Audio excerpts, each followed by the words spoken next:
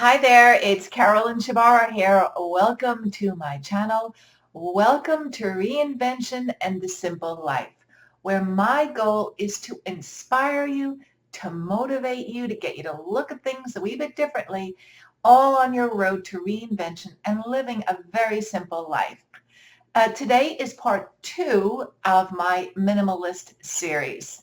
I will put the link to yesterday in the comment box, yeah, right up there, and I'll put it below as well. There are 2 ways to start yourself off on reinvention and the simple life through minimalism. And those 2 are through the physical things around you, and it's through the stuff that goes on between your 2 ears. And today, that's what I'd like to talk about. I'm going to talk about the mindset of minimalism. Stick around to the end because I've got an exercise for you that will lead you or guide you on your road to reinvention and the simple life through minimalism. So let's get right into it.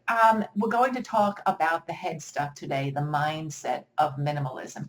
And I have some questions here which I'll never remember, so I'm going to read them and interpret them as I go along. But also remember, I am not a psychiatrist or a psychologist or anything with an ist. I am just an observer of life and things that I've seen throughout these years that I've been here. So the first question I pose to you, does your stuff, the things around you, make you feel secure? Does it make you feel like you belong? Does it provide you a sense of stability? And there's no wrong answer or right answer to that question. It just is a question. It's something that you need to, I would consider if I was going down this journey yet again. Um, the second question is the shopping issue. Do you shop because your parents did on a Saturday morning and you just absorbed that habit? Or do you shop because you're bored and there's nothing else to do on the weekends? Again, your answer. Here's another question. Was money tight when you were younger? So, and you did without, or you thought you did without, and so now you're on a mission to prove them all wrong, that you can buy and have everything that you want. And another question, one of many to ask yourself is, do you keep things because you're afraid of hurting somebody's feelings, somebody who gave you something, or perhaps it was passed down from generation to generation, maybe your grandmother's clock. And so you've got it in your home, it's taking up space, and the question I pose to you, do you really like that clock? Does it have value to you? Does it have meaning? And it might simply have a sentimental value. And my minimalism, and I'm hoping your minimalism, is not instigating that you throw things away. My home is filled with things that have been passed down from generation to generation, maybe not filled, but that have been passed down from generation to generation that I truly like. So I have kept them in my arena, my area. But the things that just took up space and didn't provide any value or a reason to keep, I gave away. As you can see, books. I love books. And sure, I could easily go and get one of those Nooks or read online from a tablet, but in my mind, reading and that whole experience is holding something in your hand, for me, holding a book in my hand and actually smelling the pages. I know it's bizarre, but I like that. So if you're going back to what I was saying, if you're keeping things because you don't want to hurt somebody's feelings, that is certainly something to address. Interesting on a side note, if you go and try and give away a lot of things to a charity, it's very difficult to get rid of things because we've come from generations and generations that have kept things. And Salvation Army, Goodwill, they very rarely will take a piece of furniture because everyone is trying to clear out, I suspect everyone is trying to clear out what they have. And now, of course, understand there's no right or wrong answer to the questions that I posed. I'm just provoking some thoughts in your mind as to why you do what you do. And it's as simple as that. Now, on to this exercise that I have created for you. And here's what you will need. You will need your bank statement. You will need a highlighter pen.